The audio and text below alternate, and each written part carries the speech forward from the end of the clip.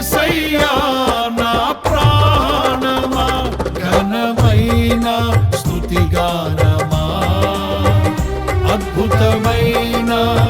నీ ఆదరణే ఆశ్రయమైన నీ సంరక్షణయే నన్ను నీడగా వెంటాడెను